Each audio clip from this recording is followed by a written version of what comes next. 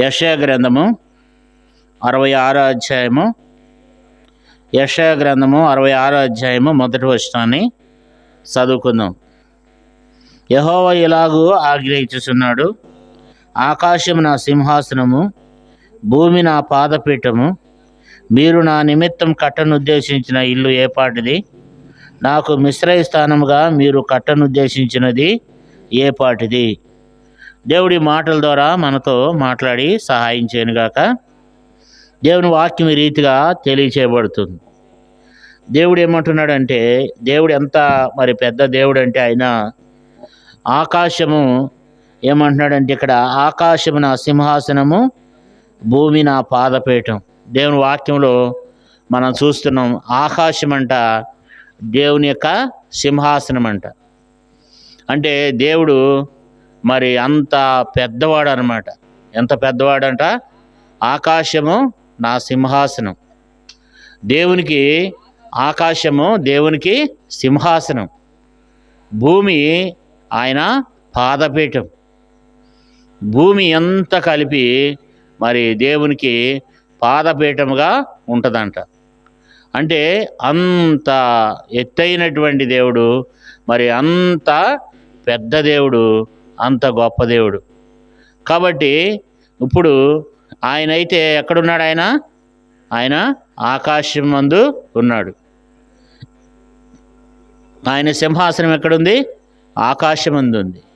ఆయన పాదాలు ఎక్కడున్నాయి? భూమి మీద ఉన్నాయి. కాబట్టి మరి భూమి మీద ఉన్నప్పుడు ఆయన పాదాలను మరి ఎవరైతే ఆయన పాదాలు పట్టుకుంటారో మరి వాళ్ళని దేవుడు కాపాడి రక్షిస్తాడనమాట.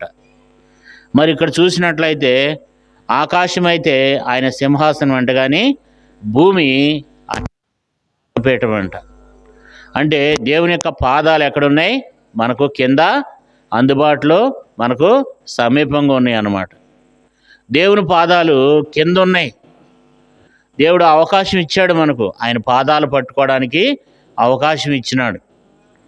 కాబట్టి దేవుని పాదాలు పట్టుకున్నటువంటి వాళ్ళని ఎవరిని కూడా దేవుడు మరి విడిచిపెట్టలేదన్నమాట. అందరినీ కాపాడినాడు, దీవించినాడు, అందరినీ కాపాడి రక్షిస్తూ వచ్చినాడు. దేవుని పాదాలు మనకొక మరి ఎంతగానో అవి గొప్పవి. కాబట్టి దేవుడు అంత పెద్ద దేవుడు అన్నమాట. ఆకాశం నా సింహాసనం, భూమి నా పాదపీఠం అంటాడు అనమాట. అపోస్తుల కార్యముల్లో చూసినట్లయితే 7వ అధ్యాయంలో ఏముందంటే, అపోస్తుల కార్యములు 7వ అధ్యాయము 50వ వచనం, ఆకాశము నా సింహాసనము, భూమి నా పాదపీఠం. మీరు నా కొరకు ఎలాంటి మందిరం కట్టుదురు? నా విశ్రాంతి స్థలం ఏది? ఇవన్నీ నా హస్తకృష్యములు కావని ప్రభు చెప్తున్నాడని ప్రవర్తన పలికిన ప్రకారం సర్వోన్నతుని హస్తకృష్యములతో ఆయన నివసించాడు. కాబట్టి దేవుడు ఎంత గొప్పవాడంటే, ఆకాశం ఆయన సింహాసనం అంట. మనం కట్టే మందిరము ఏ పాటిది అని అంటున్నాడు. సొలొమోను అనేటువంటి మహారాజు ఏం చేశాడంటే, దేవునికి మందిరం కట్టాడు. పెద్ద మందిరం కట్టాడు అనమాట. 1,85,000 మంది ఆ మందిరం కట్టడానికి 1,85,000 మంది 7 సంవత్సరాలు కట్టారు ఆ మందిరాన్ని. అనుదినము మరి 1,85,000 మంది ఆ దేవుని యొక్క మందిరాన్ని కట్టినారు అనమాట. ఆ మందిరాన్ని కట్టిన తర్వాత ఆయన ఏమన్నాడంటే, దేవుని మందిరాన్ని కట్టిన తర్వాత అన్నాడు, మరి మొదటి రాజుల గ్రంథంలో ఆ మాట ఆయన పలికాడు అనమాట. ఏమని పలికినాడంటే, మొదటి రాజుల గ్రంథము 8వ అధ్యాయంలో ఏమన్నాడంటే, మందిరం కట్టి దేవుడు ఏమన్నాడంటే, సొలొమోను ఏమంటున్నాడంటే, దేవుడికైతే పెద్ద మందిరం, విశాలమైనటువంటి మందిరాన్ని కట్టాడనమాట. అంత పెద్ద మందిరాన్ని కట్టి ఒక 50 ఎకరాల్లో పెద్ద మందిరం కట్టిన తర్వాత మరి సొలొమోను ఏమంటున్నాడు, కట్టిన ఆయన ఏమంటున్నాడంటే, మరి మొదటి రాజుల గ్రంథం 8వ అధ్యాయంలో 27వ వచనంలో అంటాడు, నిశ్చయముగా దేవుడు ఈ లోకమందు నివాసం చేయుడు, నిశ్చయముగా దేవుడు ఈ లోకమందు ఏం చేయడు, నివాసం చేయడు. ఆకాశ మహాకాశంలో సైతము నిన్ను పట్టజాలవు. కాబట్టి ఆకాశ మహాకాశంలో సైతం నిన్ను పట్టజాలవు. నేను కట్టించిన ఈ మందిరము ఏ పాటిది, ఎలాగ పట్టును అంటున్నాడు. అంటే సొలొమోను పెద్ద 50 ఎకరాల్లో పెద్ద మందిరాన్ని కట్టిన తర్వాత అంటున్నాడు, అయ్యా నువ్వు ఆకాశ మహాకాశములు పట్టజాలనటువంటి దేవుడు కదా, మరి నేను కట్టిన ఈ మందిరం నీకు ఎట్లా సరిపోద్ది అని సొలొమోను అంటాడనమాట. అంటే దేవునికి మనం కట్టే మందిరాలు దేవునికి సాలవు. అంటే దేవుడు అంత పెద్ద దేవుడు. మనం కట్టే మందిరము, మనం నిర్మించేటువంటి మందిరము అది సాలదు. కానీ మరి దేవుని యొక్క మరి అంత అత్యున్నతమైనటువంటి దేవుడు, మరి అంత పెద్ద దేవుడు అనమాట. అంత పెద్ద దేవుడు. ఆయన ఏం చేస్తున్నాడు, మరి ఆయన పాదాలు ఎక్కడున్నాయంట, భూమి మీద ఉన్నాయంట. దేవుని పాదాలు ఎక్కడున్నాయి, భూమి మీద ఉన్నాయి. కాబట్టి మరి ఆయన పాదములు భూమి మీద, భూమి ఆయన పాదపీఠం అని బైబిల్లో రాయబడుతూ వచ్చింది. అయితే ఆయన పాదాలు ఎక్కడున్నాయి, భూమి మీద ఉన్నాయి అన్నమాట. అయితే ఆయన పాదాల చెంతకు వచ్చి బైబిల్లో అనేక మంది ఏం చేశారంటే స్వస్థపరచబడ్డారు, బాగు చేయబడ్డారు. చాలామంది వారి పాపాల నుంచి మరి విముక్తి పొందినారు, రక్షింపబడ్డారు. చచ్చిపోయిన వాళ్ళు లేచారు. ఎంతోమంది ఆయన పాదాల దగ్గరకు వచ్చిన వాళ్ళందరిని కూడా ఆయన బ్రతికించినాడు. రాత్రికాల సమయంలో కూడా ఆయన పాదాలు ఉన్నాయి. దేవా నీ పాదాల పట్టుకు బతుకులాడుతున్నాను, నాకు సహాయం చేయమని అడిగితే దేవుడు మనకు సహాయం చేసేవాడుగా ఉంటాడనమాట. మనం చూసినట్లయితే లూకాసు వార్త 7వ అధ్యాయము 36వ వచనం. ఈమె ఏం చేసిందంటే, ఈమె ఎలాంటిదట చూడండి, బైబిల్లో చదువుకుందాం. లూకాసు వార్త 7వ అధ్యాయము 36వ వచనంలో ఈమె ఒక ఆమె ఉందన్నమాట. ఈమె ఎవరంటే, ఈమె పాపాత్మురాలైనటువంటి స్త్రీ అంట. లూకాసు వార్త 7వ అధ్యాయము 37వ వచనం.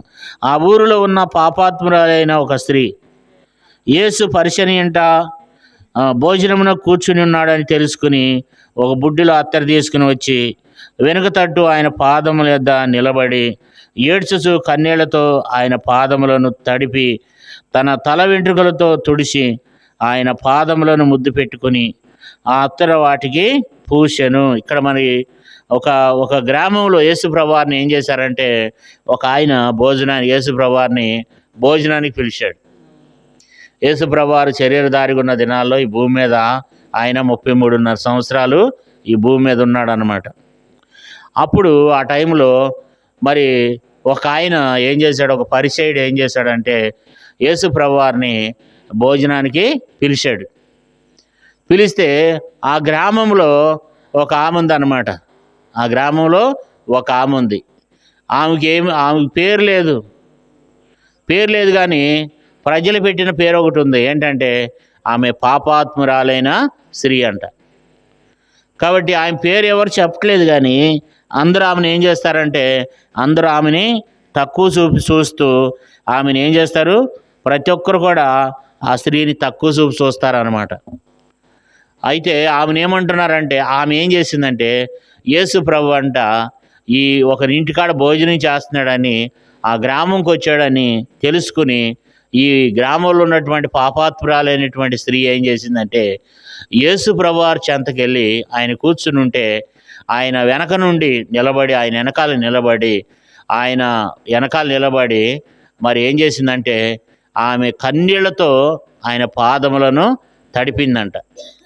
ఎంతగా ఏడ్చిందంటే, కన్నీళ్లతో ఆయన పాదములు తడిపి తన తల వెంట్రుకలతో ఆయన పాదాలు తుడిచి మరి ఆ పాదాలను ముద్దు పెట్టుకుని ఆమె అస్తరు తీసుకుని వచ్చిందంట. అస్తరు తీసుకుని వచ్చి యేసు పాదాలకి పూసిందంట.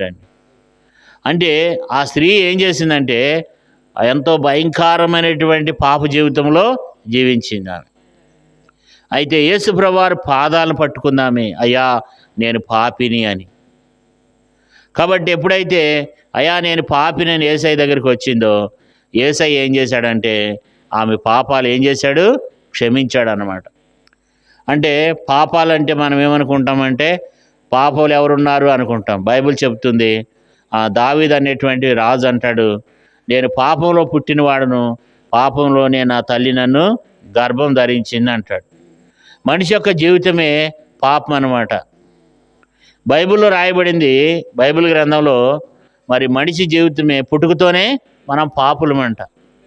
జన్మ పాపులము, కర్మ పాపులం. కాబట్టి మనిషి యొక్క జీవితం పాపం. అయితే ఇక్కడ కూడా ఒక స్త్రీ ఉంది. ఆ గ్రామంలో యేసుప్రభువారు ఒక గ్రామంలో భోజనానికి పిలువబడినప్పుడు యేసుప్రభువారు ఆ ఇంట్లో ఉన్నాడని తెలుసుకుని ఆ స్త్రీ ఏం చేసిందంటే యేసుప్రభువారు ముందుకు వెళ్ళటానికి ఆమెకి ఏమి లేదు, ధైర్యం లేదు. ఎందుకంటే ఆమె పాపాత్మురాలు. ఎవరు కూడా ఆ ఊరిలో ఆమెను ఎవరు కూడా లైక్ చేయరు. ఎవరు కూడా అందరూ ఆమెని తక్కువ చూపు చూస్తారనమాట. ఆమెకు ఒక పేరు పెట్టారు, ఈమె పాపాత్మురాలైన స్త్రీ అని.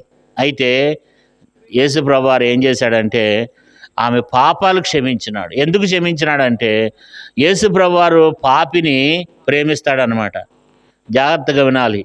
యేసుప్రభు దేవుడు పాపిని ప్రేమిస్తాడు కానీ పాపాన్ని ద్వేషిస్తాడు. ఆయన పాపిని ప్రేమిస్తాడు, అయితే పాపాన్ని ఏం చేస్తాడు, ఆయన ద్వేషిస్తాడు. ఇక్కడ కూడా ఈ స్త్రీని ఏం చేశాడంటే యేసుప్రభువారు ఆమె పాపాలన్నీ కూడా ఏం చేశాడు, ఆయన క్షమించినాడు అనమాట. కాబట్టి ఆమె పాపాలన్నీ కూడా యేసయ్య ఏం చేశాడు, క్షమించినాడు. ఎందుకని అనంటే ఆయన పాదాలు ఆమె ఏం చేసిందంట, ఆయన పాదాల మీద పడి ముద్దు పెట్టుకొనుసు మరి ఏడ్చి ఆ కన్నీళ్లతో ఆయన పాదాలు తుడిచి తన తల వెంట్రుకలతో ఆ యొక్క పాదాలు తుడిచి ఆ అత్తరు తీసుకుని వచ్చి ఆయన పాదాల మీద పోసిందంట.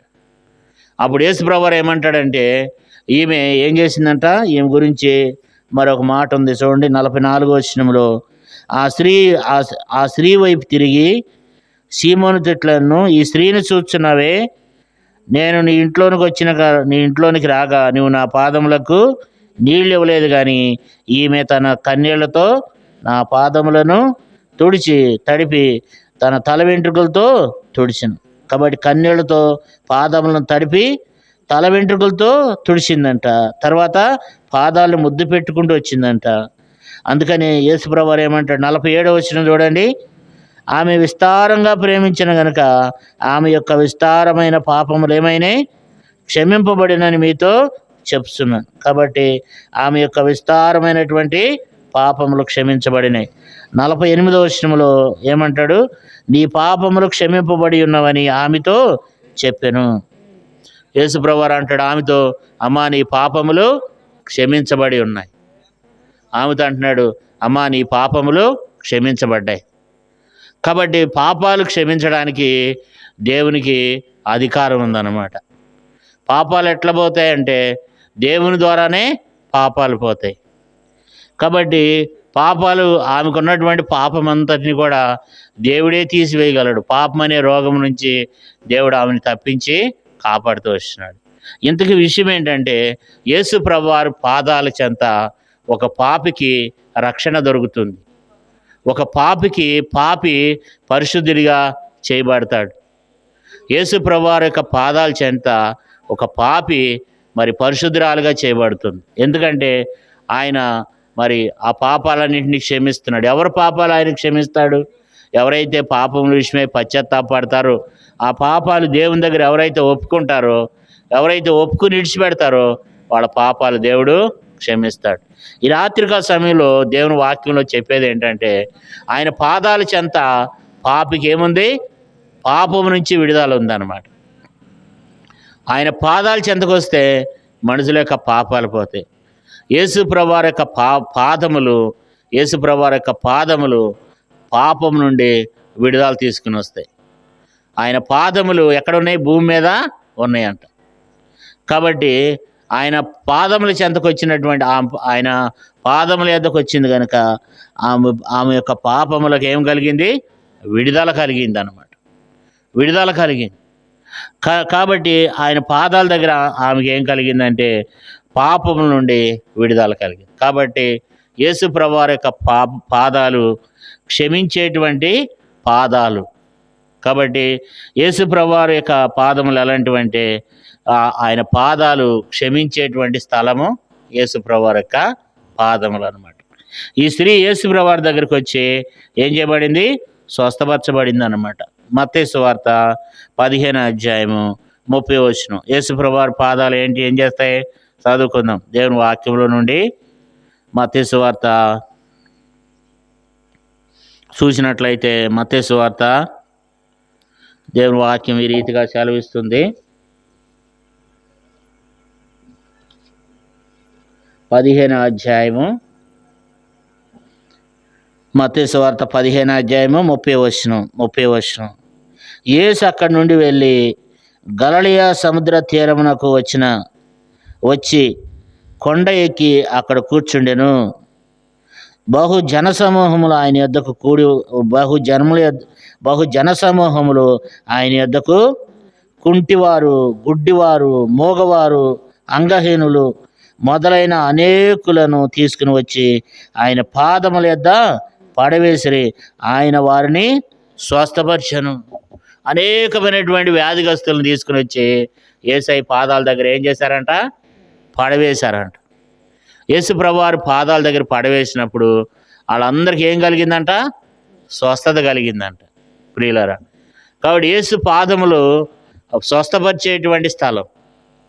ఆయన పాదాలు క్షమించే స్థలం, పాపిని క్షమించే స్థలం.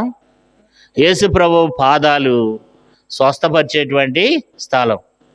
ఇక్కడ మనం మత్తయి సువార్తలో బైబిల్లో మాటలు ఏం రాయబడి వచ్చిందంటే, మరి అక్కడ రాయబడింది కుంటివారు, గుడ్డివారు, మూగవారు, అంగహీనులు మొదలైనటువంటి వారందరూ తీసుకుని వచ్చి యేసు పాదముల యొద్ద పడవేశారంట.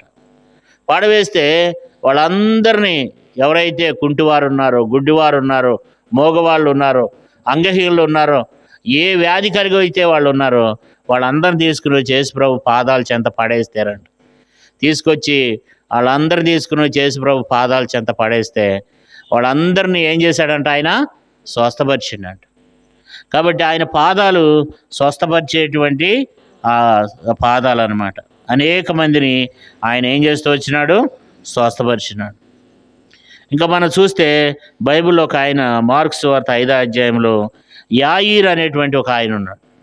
ఆయన పేరేంటి? యాయీరు. ఆయనకి ఒక కుమార్తె ఉంది. ఈ కుమార్తె అనారోగ్యం వచ్చి ఆమెకి రోగం వచ్చి ఆమె ఏమైపోయిందంట? చనిపోయే పరిస్థితి వచ్చేసింది. అయితే ఆ యాయీరు అనేటువంటి ఆయన ఏం చేశాడంట? యేసు పాదముల చెంత పడ్డాడంట.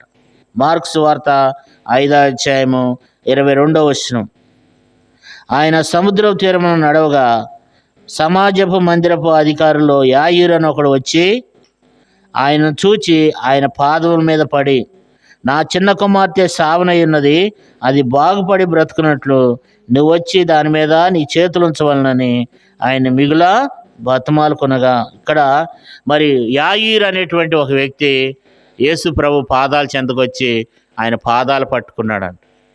ఎందుకు ఆయన పాదాలు పట్టుకున్నాడు అంటే, ఆయన ఒక అధికారి అన్నమాట. ఒక అధికారి యేసు ప్రభు వారి దగ్గరకు వచ్చి ఆయన పాదాలు పట్టుకున్నాడంట. పట్టుకుంటే ఆయన పాదాలు పట్టుకున్నప్పుడు ఆ పాదాలు పట్టుకుని అంటున్నాడు, అయ్యా నా చిన్న కుమార్తె అయ్యా చనిపోయేటట్లుందయ్యా, ఎన్నో హాస్పిటల్ తిప్పినాను, ఎన్నో చోట్ల వైద్యుల దగ్గర తిప్పాను, కానీ ఆమెకి వ్యాధి తగ్గలేదు. అయితే నా చిన్న కుమార్తె చనిపోయే పరిస్థితి ఉంది, నువ్వు ఒక్కసారి వచ్చి నా చిన్న కుమార్తెను స్వస్థపరచమని బాగు చేయమని చెప్పి ఆ యాయీరు అనేటువంటి వ్యక్తి యేసు ప్రభు వారి యొక్క పాదాల చెంతకు వచ్చి ఏం చేశాడు? బ్రతుములాడుతున్నాడంట, మిగులు బ్రతుములాడుతున్నాడంట. అప్పుడు యేసు ప్రభు వారు ఆ యాయీరు అనేటువంటి ఇంటికి వెళ్తే యేసు ప్రభు వారు వెళ్ళేసరికి మరి ఆమె చనిపోయిందంట.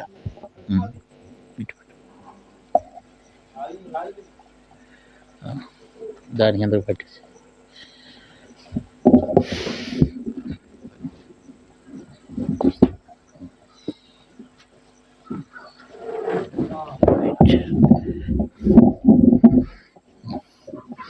లైన్గా పెట్టు కనబడుతుందమ్మా.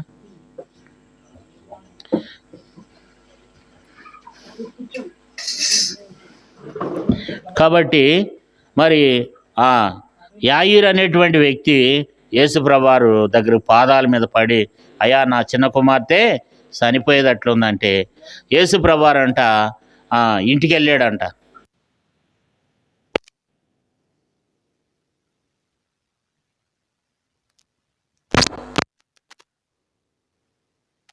యేసుప్రభువారు ఇంటికి వెళ్ళేసరికి ఆ చిన్న కుమార్తె చనిపోయిందంట. చనిపోతే అప్పుడు యేసుప్రభువారు వెళ్ళి అంటున్నాడు, ఆమె చనిపోలేదు, నేను ఆమెను బ్రతికిస్తానన్నప్పుడు ఆ ఇంటి వాళ్ళు అందరూ అంటున్నారు, చనిపోయిన తర్వాత ఈయనేంటి బతికిచ్చేదని చెప్పి అందరూ ఏలం చేస్తున్నారు, నవ్వుతున్నారు అనమాట. అయితే యేసుప్రభువారు ఏం చెప్పాడంటే, ఆ చనిపోయినటువంటి చిన్నదానే లెమ్మనగానే చేపట్టి లేపాడంట.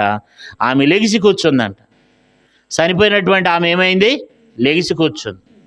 అంటే యేసుప్రభువారి యొక్క పాదాల చెంతకొచ్చినటువంటి ఆ చిన్నది ఏమైంది? లెగిసి కూర్చుంది అనమాట. ఆ పాదాల దగ్గరికి ఎప్పుడైతే వచ్చినాడో, కారణం ఏంటంటే యేసయ్య పాదాలు మనం పట్టుకోవాలి, ఆయన పాదాల యొద్దకు రావాలి, ఆయన పాదాల చెంతకు రావాలి. అప్పుడు ఆయన పాదాల చెంతకు వచ్చింది కనుక ఇప్పుడు యాయీరు కుమార్తెను యేసుప్రభువారు ఏం చేశాడు? కాపాడి బ్రతికించినాడు. ఆల్రెడీ చనిపోయిందంట. చనిపోతే యేసుప్రభువారు ఇంటికి వెళ్ళినాడు. ఇంటికి వెళ్ళి చూశాడు. చూస్తే మరి చనిపోయిన తర్వాత అన్ని కార్యక్రమాలన్నీ చేసేస్తున్నారు. కానీ యేసుప్రభువారు ఇంట్లోనికి వెళ్ళి ఆ చిన్నదాన్ని చేపట్టి లేవనెత్తిగానే వెంటనే లెగిసి కూర్చుందంట. కాబట్టి ఎంత గొప్ప కార్యం అంటే యాయీరు కుమార్తె విషయంలో యేసుప్రభువారు అంత గొప్ప కార్యాన్ని చేస్తూ వచ్చినాడు. కారణం ఏంటంటే ఆయన పాదాలని ఏం చేశాడు? ఆయన పట్టుకున్నాడు. తర్వాత మనం చూస్తే బైబిల్లో ఇంకొక ఆమె ఉంది చూడండి, మార్క్స్ వార్తలోనే 7వ అధ్యాయం. ఆయన కూడా చదువుకుందాము, చూద్దాం. మార్క్స్ వార్త 7వ అధ్యాయము, మార్క్స్ వార్త 7వ అధ్యాయము 25వ వచనాన్ని చదువుకుందాం. మార్క్స్ వార్త 7:25 వచనం. అపవిత్రాత్మ పట్టిన చిన్న కుమార్తె గల ఒక స్త్రీ ఆయన గూర్చి విని వెంటనే వచ్చి ఆయన పాదముల మీద పడెను. ఇక్కడ మనం చూస్తే మార్క్స్ వార్త 7వ అధ్యాయము 25వ వచనంలో ఈ రీతిగా తెలియచేయబడుతుంది. అపవిత్రాత్మ పట్టిన ఒక చిన్న కుమార్తె గల ఒక స్త్రీ. ఇక్కడ ఒక చిన్న కుమార్తెకి అపవిత్రాత్మ పట్టిందంట. అంటే ఆమెలో ఒక మహాశక్తి పట్టింది. భయంకరమైనటువంటి సాతాను ఆ చిన్న బిడ్డను పట్టిందంట. ఆ దయ్యం పట్టి ఆ పిల్లని ఏం చేస్తుంది? ఆ దయ్యం ఏం చేస్తుందంటే ఆ పిల్లకి విలవిల్లాడిస్తుంది అనమాట. ఆ పిల్లని అన్నం తినట్లేదు, నీళ్లు తాగనివ్వట్లేదు. ఆ పిల్లని ఎక్కడికి పడితే అక్కడ తీసుకుని వెళ్ళిపోతుంది ఆ భయంకరమైనటువంటి శక్తి. అయితే ఆ తల్లి వచ్చిందంట. ఆ తల్లి వచ్చి యేసుప్రభువారి యొక్క పాదాల చెంత పడిందంట. మార్క్స్ వార్త 7:25లో అపవిత్రాత్మ పట్టిన చిన్న కుమార్తె గల ఒక స్త్రీ ఆయనను గూర్చి వినిందంట. యేసుప్రభువారి గురించి ఆమె వినిందంట. యేసుప్రభువారు ఇట్లా బాగు చేస్తాడు, యేసుప్రభువారు స్వస్థపరుస్తాడు అని చెప్పి ఆ స్త్రీని ఏం చేసిందంట? వెంటనే యేసుప్రభు దగ్గరికి వెళ్ళి ఆయన పాదముల మీద పడిందంట. ఆమె పాదముల మీద పడిందంట. అంటే ఈమె ఎవరు అంటే ఆమె గురించి రాయబడింది 26వ వచనంలో, ఆ స్త్రీ సురోపేనికియా వంశమందు పుట్టిన గ్రీసు దేశస్థురాలు. ఆమె తన కుమార్తెలో నుండి ఆ దయ్యమును వెళ్ళగొట్టమని ఆయనను వేడుకొనెను. ఈమె సునేపేనికియా అనేటువంటి మాటకు అర్థం ఏంటంటే ఈమె బాగా మంచి ఉన్నతమైనటువంటి కులానికి చెందినటువంటి ఆమె అన్నమాట. కాబట్టి ఆమె కులాన్ని గురించి ఇక్కడ ఆమె యొక్క జీవితాన్ని రాశాడు దేవుడు. ఆ స్త్రీ సురోపేనికియా వంశమందు పుట్టిన గ్రీసు దేశస్థురాలు. అంటే ఆమె ఒక గొప్ప వంశానికి పుట్టినటువంటి ఆమె అనమాట. ఆమె యేసుప్రభువారి దగ్గరికి వచ్చిందంట. వచ్చి, అయ్యా నా కుమార్తె అపవిత్రాత్మ పట్టి, దయ్యం పట్టి, చీకటి శక్తి బట్టి ఎంతగానో భయంకరంగా బాధపడుతుందయ్యా అని చెప్పి యేసుప్రభువారి యొక్క పాదాల మీద పడిందంట. పడినప్పుడు యేసుప్రభువారు ఏం చేశాడు? ఆమెను కూడా స్వస్థపరిచాడు అనమాట. ఆమెను కూడా బాగు చేసినాడు. 29వ వచనం చూడండి. ఆయన పాదాల మీద పడిన తర్వాత 29వ వచనం, అందుకు ఆయన ఈ మాట చెప్పినందున వెళ్ళుము, దయ్యము నీ కుమార్తెను వదిలిపోయినదని ఆమెతో చెప్పాను. ఆమె ఇంటికి వచ్చి తన కుమార్తె మంచం మీద పండుకొని ఉండుటయు, దయ్యము వదిలిపోయి ఉండుటయు చూచెను. ఆ స్త్రీ చాలా దూరం వెళ్ళింది అనమాట యేసు ప్రభు దగ్గరికి. ఆయన ఎక్కడో కొన్ని వందల కిలోమీటర్ల దూరంలో ఉంటే అక్కడికి వెళ్ళింది. అక్కడికి వెళ్ళి యేసు ప్రభు పాదాల చెంత పడి, ఆయన పాదాల మీద పడి ఏం చెప్పిందంటే, నా కుమార్తె అపవిత్రాత్మ పట్టి దయ్యం పట్టి బహు బాధపడుతుందయ్యా, నువ్వు ఆమెను బాగు చేయాలి, ఆ దయ్యం వదిలిపోయేటట్టు చేయాలని చెప్పి యేసు ప్రభు వారి యొక్క పాదాల చెంత పడితేనంట ఆయన అన్నాడంట, అమ్మా నువ్వు వెళితే నువ్వు వెళ్ళేసరికి నీ కుమార్తె ఏమైంది, బాగుపడుద్దని చెప్పాడంట. ఆమె ఇంటికి చాలా దూరం కదా, చాలా దూరం ప్రయాణం అనమాట. ఆమె ఇంటికి వచ్చేసరికి తన కుమార్తెల నుండి దయ్యం వదిలిపోయి ప్రశాంతంగా వాళ్ళ కుమార్తె ఏం చేసిందంట, మంచం మీద చక్కగా పండుకుని ఉందంట కదా. ఆమె కుమార్తె ఏమైంది, ఆమె ఇంటికి వచ్చి తన కుమార్తె మంచం మీద పండుకుని ఉంటాయు, దయ్యం వదిలిపోవుటయు చూచెను కదా. ఆమె కుమార్తె ఏం చేసింది, మంచం మీద పడుకుని ఉందంట. ఇన్ని రోజులు కూడా ఆ మంచం మీద పడుకునేది కాదు, ఆమె ఇంటికాడ ఉండేదే కాదు, అసలు ఆ దయ్యం కుదురుగా ఉండనిచ్చేదే కాదు, అసలు పడుకునేదే కాదు. ఆ అమ్మాయి అసలు నిద్ర పోనిచ్చేది కాదు ఆ దయ్యం ఆ పిల్లని. కానీ ఆ బాధ తట్టుకోలేక ఆ తల్లి బాధపడి యేసు ప్రభు వారు ఎక్కడో చాలా దూరాన్ని ఉంటే ప్రయాసపడి వెళ్ళి యేసు ప్రభు పాదాల మీద పడిందంట. అంత ధనవంతురాలు, అంత ఉన్నతమైనటువంటి వంశానికి చెందినటువంటి ఆమె అనమాట. అంత ఉన్నతమైనటువంటి మంచి హోదా కలిగినటువంటి వంశానికి కలిగినటువంటి వ్యక్తి అంట. యేసు ప్రభు వారి దగ్గరికి వెళ్ళి ఆయన పాదాల మీద పడి ఆయన పాదాలను ఏం చేసింది ఆమె, ఆయన పాదాలు పట్టుకోగానే తన కుమార్తెని యేసయ్య ఏం చేశాడు, బాగు చేసినాడు, స్వస్థపరిచినాడు. రాత్రికాల సమయంలో కూడా మరి దేవుడు ఆయన పాదాల చెంతకు వచ్చినటువంటి మరి మనలను ఆయన ఏం చేస్తాడు, కాపాడి ఆయన మనలను రక్షించేవాడే ఉన్నాడు అనమాట. ఆయన మనం కాపాడేటువంటి వాడుగా ఉన్నాడు. కాబట్టి ఇప్పుడు యేసు ప్రభు వారి పాదాలు ఏం చేస్తాయి, పాపాలు క్షమిస్తాయి, యేసు ప్రభు పాదాలు స్వస్థపరుస్తాయి, యేసు ప్రభు వారి పాదాలు సరిపోయినటువంటి యాయిరు కుమార్తెని బ్రతికించింది. యేసు ప్రభు వారి పాదాల చెంతకొచ్చి మరి పట్టుకున్నప్పుడు కానాను స్త్రీ యొక్క కుమార్తె ఏమైంది, బాగుపడింది అనమాట కదా. అంతేకాదు మత్తయి సువార్తలో 28వ అధ్యాయం 9వ వచనంలో కూడా ఒక మాట ఉంది, మనం ముగించుకుందాం. అంటే ఆయన పాదాల చెంతకు వచ్చినప్పుడు ఎంతోమందికి విడుదల కలుగుతుంది అనమాట. ఎంతోమంది బైబిల్లో బాగుపడ్డారు అనమాట. చూడండి, చదువుకుందాం. మత్తయి సువార్త 28వ అధ్యాయము 9-10 వచనాలు.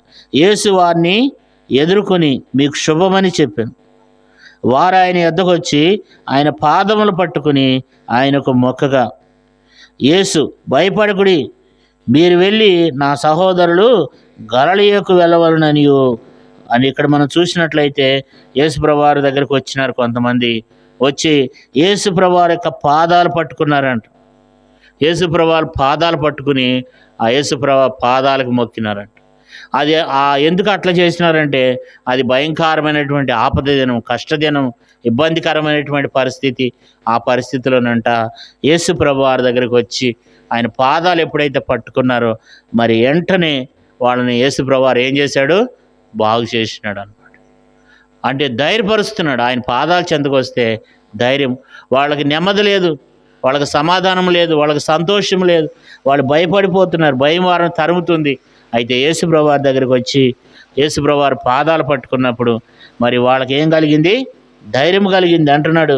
యేసు భయపడుకుడి అంటున్నాడు. అంటే యేసు ప్రభు వారి పాదాలు ఏం చేస్తాయి, ధైర్యపరుస్తాయి అన్నమాట. ఇంకా చివరిగా లోకాసు వార్త 38వ అధ్యాయం యేసు ప్రభు వారి పాదాలు ఏం చేస్తాయి, లోకాసు వార్త 10వ అధ్యాయము 38వ వచనంలో ఈ మాట కూడా చదివి మరి మనము మరి ప్రార్థన చేద్దాం. లోకాసు వార్త 10వ అధ్యాయము 38వ వచనం. అంతటా వారు ప్రయాణమై పోవుచుండగా ఆయన ఒక గ్రామంలో ప్రవేశించెను. మార్త అనే ఒక స్త్రీ ఆయనను తన ఇంట చేర్చుకునెను. ఆమెకు మరియా అను ఒక సహోదరి ఉండెను. ఆమె ఈమె యేసు పాదముల యొద్ద కూర్చుండి ఆయన బోధ వినుచుండెను. ఇక్కడ మార్తా మరి అనేటువంటి ఇద్దరు అక్క చెల్లెళ్ళు ఉన్నారు. మార్తా మరి అనేటువంటి ఇద్దరు అక్క చెల్లెళ్ళు ఉన్నారు. అయితే మార్త అనేటువంటి ఆమె యేసు ప్రభువారిని చేర్చుకుందంట. అయితే ఆ మరియా అనేటువంటి వాళ్ళకి ఒక సహోదరు ఉంది, ఒక అక్క ఉంది. ఆమెంట యేసు ప్రభువారి యొక్క పాదాల చెంత కూర్చుండి ఆయన బోధ వినుసుందంట. అంటే యేసు ప్రభువారి యొక్క పాదాలు ఏం చేస్తాయి అన్నమాట. యేసు ప్రభువారి పాదాలు ఏం చేస్తాయి అంటే మనకు మరి మనం ఎట్లా జీవించాలో, ఏ రీతిగా మనం నడుచుకోవాలో, ఏ రీతికి భూమి మీద మనం జీవించాలనేది యేసు ప్రభువారి పాదాలు తెలియచేస్తాయి అన్నమాట. యేసు ప్రభు యొక్క పాదాలు మనకు జీవితాన్ని నేర్పిస్తాయి అన్నమాట. యేసు ప్రభువారి పాదాలు ఎలాంటి పాదాలు అంటే నేర్పించే పాదాలు. యేసు ప్రభువారు మనం ఏ రీతిగా ఈ భూమి మీద ఉండాలో, ఏ రీతిగా ఈ భూమి మీద మనం జీవించాలి, ఏ రీతిగా ఈ భూమి మీద ఉండాలి, ఏ రీతిగా మనం పరలోక రాజ్యానికి వెళ్ళాలి, ఈ భూమి మీద మనం ఏం చేయాలి అని యేసు ప్రభువారి పాదాల చెంతకు వచ్చినప్పుడు మనకు ఆత్మీయ విషయాలు, అనేకమైన విషయాల్ని దేవుడు తెలియచేస్తాడు. యేసు ప్రభువారి పాదాల చెంతకు వచ్చి మరియా యేసు పాదాల చెంత కూర్చుండి ఆయన బోధ వింటా ఉందంట. ఆయన మాటలు వింటా ఉందన్నమాట. ఆయన మాటలు వినటం ద్వారా ఏం కలుగుద్ది? అనేక మంది, ఇప్పుడు దేవుని వాక్యం ప్రకటించబడుతుంది, మరి అనేక మంది వచ్చి ఆయన మాటలు విన్నప్పుడు అనేక మంది ఏం చేయబడతారు? కాపాడబడతారు, రక్షింపబడతారు. మరి అనేక మందిని దేవుడు బాగు చేసి స్వస్థపరుస్తాడు అనమాట. కాబట్టి ఆయన పాదాల స్థలం ఎలాంటిదంటే మరి మనం అనేక మందిని మనం చూస్తూ వచ్చినాము. యేసు ప్రభువారి యొక్క పాదాలు ఎలాంటివి? పాపాత్మురాలైనటువంటి స్త్రీ పాపాలు క్షమించబడ్డాయి. తర్వాత అనేక మంది వ్యాధిగ్రస్తులను తీసుకొచ్చి ఆయన పాదాల మీద పడేసినప్పుడు వాళ్ళందరూ కూడా ఏం చేశారు? స్వస్థత పొందారు అనమాట. తర్వాత యాయీర్ అనేటువంటి అతను తన కుమార్తె చనిపోయినటువంటి కుమార్తె చనిపోయిందని యేసు పాదాల మీద పడినప్పుడు వాళ్ళ ఇంటికి వెళ్ళి యాయీరు కుమార్తెను కూడా, చనిపోయిన వారిని కూడా బ్రతికించినాడు. తర్వాత మరి ఆ యొక్క కానాను స్త్రీ కూడా ఏం చేసిందంటే దయ్యం పట్టిన తన కుమార్తెను ఎక్కడికి తీసుకుని వెళ్ళింది? యేసు పాదాల చెంతకు తీసుకుని వెళ్ళినప్పుడు ఆమెను కూడా బాగు చేసినాడు. మరి తర్వాత మనం మత్తయి సువార్తలో చదువుకున్నాం. ఆ మత్తయి సువార్త మనం చూసినాడు 28:9-10 వచనాల్లో ఏం చదువుకున్నామంటే అక్కడ అనేక మంది నెమ్మది లేక, భయపడిపోతూ, సంతోషం లేక, సమాధానం లేక మరి ఎంతోమంది భయపడిపోతూ ఉన్నారు. అలాంటి సమయంలో యేసు ప్రభువారి దగ్గరికి వెళ్ళి ఆయన పాదాలు పట్టుకున్నప్పుడు ఆయన అంటున్నాడు, భయపడకుడి అంటున్నాడు అన్నమాట. అంటే యేసయ్య పాదాలు ఏం చేస్తున్నాయి? ధైర్యపరుస్తున్నాయి అన్నమాట. చివరిగా మనం చూసాము, మరి మరియా ఏం చేసింది? యేసు పాదముల చెంత కూర్చుండి ఆయన బోధ వినుస్తుందన్నమాట. కాబట్టి రాత్రికాల సమయంలో మరి ఆయన మాటలు వినటం ద్వారా మనకు మేలు, ఆయన మాటలు వినటం ద్వారా మనకు ఆశీర్వాదం అన్నమాట. ఆయన మాటలు వినటం ద్వారా మరి మన కుటుంబానికి ఎంతో దీవెన, ఎంతో ఆశీర్వాదం అన్నమాట.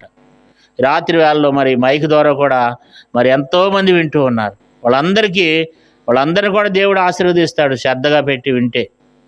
కాబట్టి ఆయన మన దగ్గర వెండి బంగారాలు ఆశించే దేవుడు కాదు, కానీ ఆయన మనలను కాపాడాలని, మనల్ని దీవించాలని, ఎవరైతే ఆయన పాదాల చెంత కూర్చుని ఆయన మాటలు వింటారో వాళ్ళు ధన్యులు.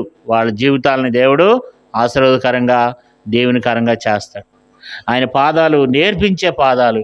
మరి మన ఆత్మీయ జీవితంలో మనం ఏ రీతిగా ఎదగాలో, ఈ భూమి మీద ఏ విధంగా జీవించాలో, అసలు మనం ఏం చేయాలనేది దేవుని వాక్యం మనకు బోధిస్తుంది, తెలియచేస్తుంది.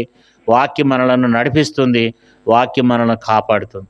కాబట్టి ఇలాంటి గొప్ప దేవుడు మరి రాత్రికాల సమయంలో మన మధ్యలో ప్రకటించబడుతూ వచ్చినాడు. కాబట్టి మనం కూడా ఈ రీతిగా దేవుని యొక్క పాదాల చెంత మనం బ్రతిమాలినప్పుడు దేవుడు మనల్ని ఆశీర్వదించి దీవిస్తాడు. ఆయన పాదాలు ఏం చేస్తూ వచ్చినాయి? కాపాడుతూ వచ్చినాయి, స్వస్థపరుస్తూ వచ్చినాయి, పాపాలు క్షమిస్తూ వచ్చినాయి, చనిపోయిన వారు లేపుతూ వచ్చినాయి. ఆయన పాదాల మీద పడ్డ వాళ్ళందరినీ దేవుడు కాపాడాడు, దీవించాడు, కాపాడుతూ వచ్చినాడు. మరి అలాంటి గొప్ప దేవుడు ఆ పాదాలు ఎక్కడుండి అంట? ఆకాశము నా సింహాసనం, భూమి నా పాదపీఠం. ఆయన పాదాలు ఈ భూమి మీద ఉన్నాయి. మరి ఆయన పాదాలు పట్టుకుందాం, ఆయన అడుగుదాం, యేసుప్రభా నీ పాదాలు భూమి మీద ఉన్నాయంట, ఆకాశము నీ సింహాసనం అంట, భూమి నీ పాదపీఠం అంట, నీ పాదాలు ఈ భూమి మీద ఉన్నాయి, నీ పాదాలు పట్టుకుంటున్నానయ్యా, నాకు సహాయం చేయయ్యా, నన్ను కాపాడయ్యా, నన్ను దీవించమని 2 మాటలు విశ్వసించి నీ హృదయంలో యేసయ్య నువ్వు అడిగినట్లయితే దేవుడు నీ ఎడల కూడా గొప్ప కార్యాన్ని, ఆశ్చర్య కార్యాన్ని చేస్తాడు. ప్రార్థన చేసుకుందాం.